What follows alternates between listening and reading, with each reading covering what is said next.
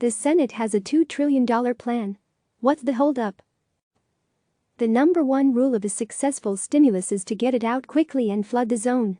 The federal government already got 2 packages out the door, but the one agreed to in the wee hours of Wednesday morning is a whole different level, a record $2 trillion in government spending.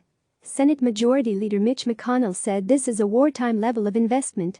But moving something this large is like turning an aircraft carrier. It's hard to accomplish at high speeds. Why the holdup? Hopes for a quick passage seem to be dimming. Republicans in the Senate won on corporate bailouts and other assistance, but several are now balking at how unemployment insurance is being dramatically expanded. Vermont Senator Bernie Sanders is threatening a hold on the bill to gain more oversight over $500 billion for corporate help. On the House side, progressive Democrats like New York Representative Alexandria Ocasio-Cortez might not agree to a voice vote over how individuals and workers are treated under the deal. What now? Everyone has to agree in order to get this thing done quickly. Literally. That's because the Senate needs unanimous approval in order to pass this. Bookmark that idea.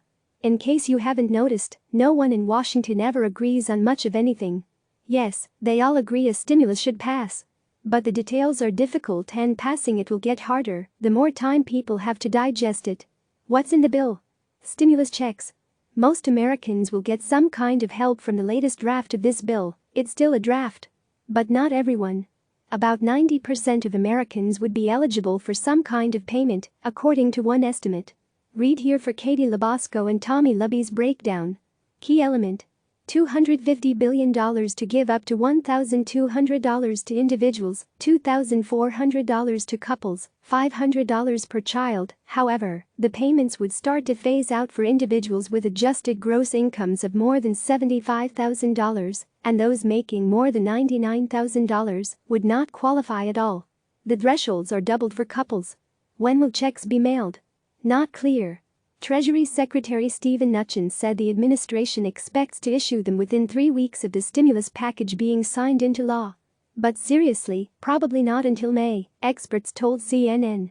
The government is not at full capacity since lots of employees are working from home. In-person tax centers, for instance, have been closed. The IRS is still going to have to calculate payments, find people and figure out how to pay them. What if you lose your job and a one-time check is nice, but the bill includes an equal amount of money, $250 billion, to greatly expand unemployment benefits, providing them to gig workers, and amping up payments on 4 months of unemployment by $600 a week. Again, some Republican senators, starting with Lindsey Graham of South Carolina, Ben Sasse of Nebraska and Tim Scott of South Carolina, have said the bill incentivizes unemployment and they could block it. So we'll see what happens. More money in the bill for companies than for individuals. A lot of the help is in the form of loans, and there are conditions intended to make companies keep employees on the payroll. That includes $350 billion in loans to small businesses in the hopes they keep people employed, $500 billion in bailouts for firms, including the airline industry, companies deemed necessary for national security, billions to stockpile medical supplies. Plus there's $150 billion in direct aid to states, although states like New York have already said they'll need more than their chunk of that pie. What else is inside? We're still finding out. And many lawmakers will vote on this thing without reading it all. In the grand tradition of must-pass urgently needed bills, figuring out what's actually in the sausage is an interesting exercise. CNN had a group going line by line through it all, or at least the latest draft. Read the full story, written by a full, virtual, reading room of people, here. Some of what they found. No money for any of President Donald Trump's businesses, or cabinet members or members of Congress or their families, from Treasury Department loans. No money for the border wall airlines and airports, get what they wanted, that's $32 billion in grants for airline wages, more for contractors, and $25 billion in loans.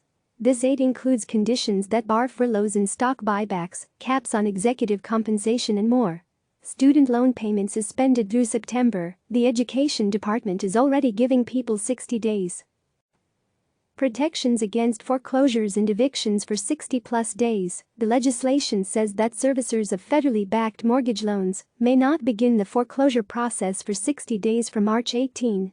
Money for the arts. The draft includes $25 million for the Kennedy Center. Where's the money come from? Flashback to when people were concerned about deficits and debt. Everyone in the country needs to learn right this second about modern monetary theory. Print the money. Help the people. What's going on with the actual pandemic? It's still getting worse. Coronavirus patients have begun to overwhelm some U.S. hospitals. Last week when I went to work, we talked about the 1 or 2 patients amongst the dozens of others that might have been a COVID or coronavirus patient. Dr. Craig Spencer, Director of Global Health and Emergency Medicine at New York Presbyterian Columbia University Medical Center in New York City, told CNN's Anderson Cooper on Tuesday. In my shift yesterday, nearly every single patient that I took care of was coronavirus, and many of them extremely severe. Many were put on breathing tubes. Many decompensated quite quickly. Timeline: the peak of U.S. deaths may not come for 3 weeks. But then it could decrease quickly. U.S. privately asks for foreign help. The U.S., overwhelmed and unprepared for a public health crisis of this scale, is now asking other countries for help. Read this from CNN's Nicole Gouet. In a list obtained by CNN, the State Department lays out 25 items, telling diplomats to ask their host countries for these supplies, with a clear priority on items available today and a secondary focus on equipment and items available in weeks. The administration is making these private appeals as Trump is striking a starkly different note in public. At Tuesday's daily coronavirus briefing from the White House, not long after he had called the South Korean leader, the president veered into campaign-style rhetoric, declaring that America will never be a supplicant nation. Why is Germany doing better? We've seen comparisons between South Korea, which has a low number of COVID-19 deaths compared with infections, and Italy, which is very high. Now there are similar looks at Germany. Why have certain countries done better than others at keeping their COVID-19 mortality rates down? Here are some educated guesses with regard to Germany from Ken Sepkowitz, a CNN medical analyst.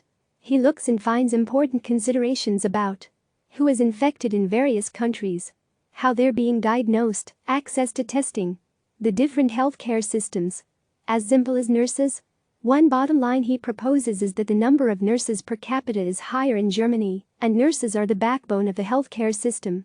Trump is as popular as he's ever been. CNN's Chris Eliza has been looking at polls that show a bump in approval for Trump and how he's handling the crisis. These words are his. On one level, this isn't terribly surprising. Polling consistently shows a rallying effect around the president when major crises face the country. In the wake of the September 11, 2001, terrorist attacks, for example, President George W. Bush's approval rating soared into the high 80s and low 90s. There's a tendency for even partisans of the opposite party from the president to soften a bit in their perception of him, as we are reminded of our common humanity and the need for our leaders to, well, lead us out of crisis. On another, however, Trump's high approval ratings for how he has dealt with coronavirus and how he is handling the job more broadly might well shock people who have been keeping close track of his and his administration's performance on the pandemic. After all, it's quite clear that the administration simply didn't take the threat of coronavirus seriously enough soon enough. And the testing capabilities for coronavirus in the US were decidedly slow. And Trump's public statements have been marked by inaccurate claims: the test is perfect, the vaccine is coming fast, etc. But what the Gallup and Monmouth numbers seem to suggest is that either A, people aren't following every single statement made by Trump on this matter, or B, they don't hold him personally responsible for the hiccups along the way. Click subscribe to receive the latest news.